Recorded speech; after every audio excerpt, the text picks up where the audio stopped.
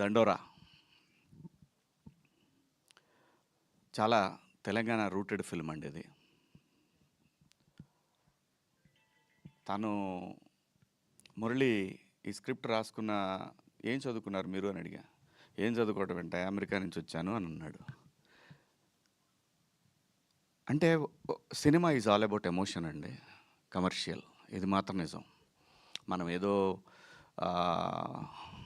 జనానికి సలహాలు సందేశాలు ఇద్దామనుకునే పరిస్థితి అయితే సినిమాకి వాళ్ళు లేదు. ఈ సినిమాలో ఎంటర్టైన్మెంట్ ఉంటుంది, ఎమోషన్ ఉంటుంది, డ్రామా ఉంది, అగ్రెషన్ ఉంది. నేను దండోరా అని టైటిల్ చెప్పినప్పుడు నేను అన్నాను, ఎందుకు వన్ సైడ్ అనుకుంటారేమో కదా ఆ సినిమా అన్నాను. లేదు, అది కామెడీ ఉన్నా దండోరా వేసినట్టే ఉంటుంది.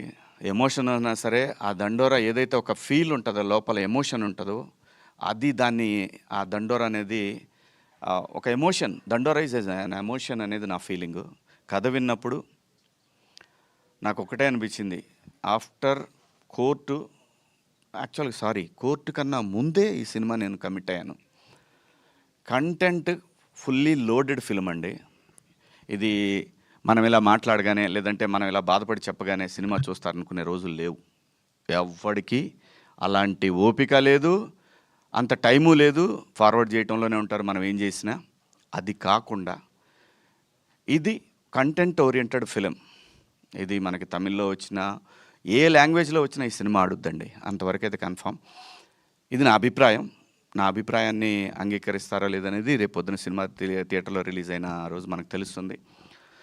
పాత్రలు ప్రతి ఒక్కళ్ళకి కూడా వాళ్ళ స్థాయిలో వాళ్ళని ఎలివేట్ చేసుకోవటానికి ఒక్కొక్క క్యారెక్టరు అలా క్రియేట్ చేశారు.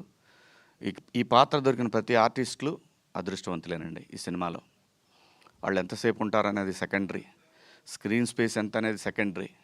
ఈ సినిమాలో చేసామంటే ప్రతి పాత్రకి ఒక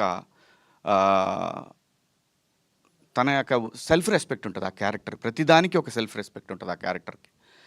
అంత బాగా కుదిరింది ఈ సినిమా.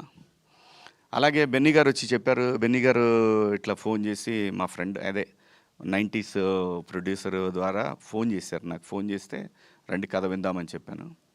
వచ్చారు. ఆయన ఏదో అట్లా ఓ పక్కన అలా కూర్చున్నారు. కథ ఈయన చెప్పారు. ఆయన మాట్లాడలేదు. ఆయన చెప్పేసి ఆయన వెళ్ళిపోయారు. తర్వాత రవి గారు కథ చెప్పారు నాకు, మురళి గారు. నాకు అనిపించింది అనమాట చాలా.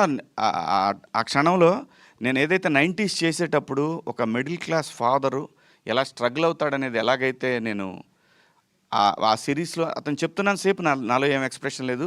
అయిపోయిన తర్వాత ఇది ఎక్కడైనా దారి తప్పుతాడా అంటే కథ చెప్పడంలో ఎక్కడైనా పక్క వెళ్తాడనే ఫీలింగ్ నాకు.